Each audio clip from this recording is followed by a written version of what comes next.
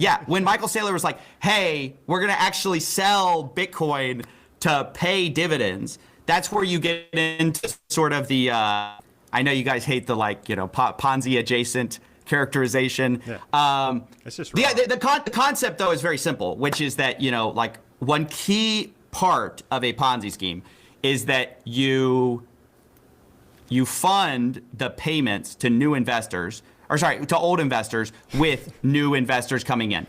So let me give you an example. If, for example, MicroStrategy funded the payments of Stretch dividends with Stretch issuance, do you think that would be Ponzi adjacent? Cash is fungible. So however the cash comes in, I mean that could be formulated in different ways. The fundamental difference between a Ponzi scheme and a capital management vehicle, like what's happening right here, is a Ponzi scheme doesn't have reserves.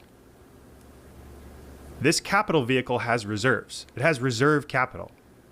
But the reserves are just the investors are the Bitcoin, putting more money in. The reserves are the cash, right? As soon as the capital comes in the door, you're adding more capital to your reserves to be able to pay out the dividend into the future. But a Ponzi scheme also has reserves, which is wait. No, it doesn't. A Ponzi scheme does not have reserves. It doesn't. No, it doesn't have any reserves. So when people invest, they're not putting That's that the whole into. Thing. There's no reserves in a Ponzi scheme. It's like you're bringing in new capital and you're giving it to. Wait, no. Initially, there are reserves though, right? Like let's say I take in $100 from you, and I say, look, I'll pay you 10% forever, but I don't do anything productive with that asset, and I'm like, and I just I now have $100 in reserve. I'm paying you out with that reserve. Eventually, that reserve runs out, and I'm going to need new inflow of capital. The problem for a Ponzi scheme is it creates a kind of debt snowball. Yeah. And now where I will agree with you, there's some differences, is that traditionally Ponzi's are seen as having an element of deception in them. Where I think you guys are different is, and this is what I say, when risks are properly disclosed, if people want to take on that risk, I understand. What I'm saying though is similar to that, I think that it is going to likely be an unsustainable vehicle unless Bitcoin just goes up into the right forever, which I don't think it will. And I don't think it's a safe bet to do that. Is an insurance company a Ponzi scheme? Is an insurance company a Ponzi scheme? Yeah. No. Why not? Because they have business activities that are providing cash flows. They're taking on risk. Oh. Insurance companies have capital, and they're taking on risk to pay liability into the future. Here's the reality, Coffee. No, but they have actual they have cash flows. Give me room. They have real business activities. The cash flow is the risk that they're selling. They're selling risk. Right? So believe it or not,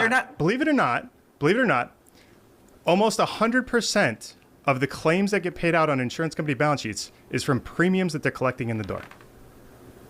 Almost 100%. Okay. So under your definition, you would call an insurance company a Ponzi scheme. No, they have real profits. They have real cash flows that aren't just coming from. Are the assets that are protected on their balance sheet, the reserves, or payment. No, but people are paying for products. What's the product? What's the product? Look, an apples to apples comparison is, let's say an insurance company was offering a yield based on something, and then they're like, what's the yield based on? Well, it's based on our balance sheet. Well, where's the balance sheet coming from? Well, we're selling this yield, right? So that is not the same as an insurance company, which is actually offering a product, which is, let's say I want to go insure my car. I'm paying premiums. Equity not a product? It's a stock. It's a perpetual preferred stock. It's a product. You're holding it. You're holding it for a reason. Well, I'm holding it because I think I'm going to get paid a dividend. That's not a product. I don't buy NVIDIA. Is NVIDIA stock a product? Yeah, absolutely. Absolutely. No, their GPUs are their products. Yeah, but they're not. But the stock is a product. The stock is a product.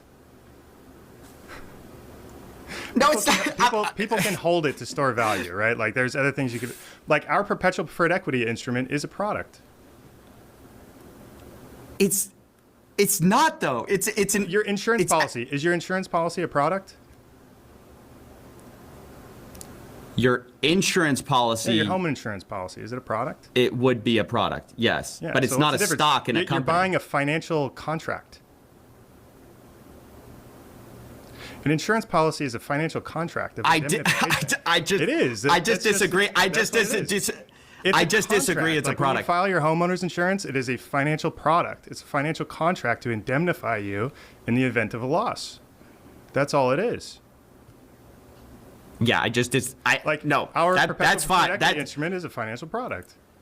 okay. We're a Okay. structured finance Okay. company. It's really simple. Like it's not confusing.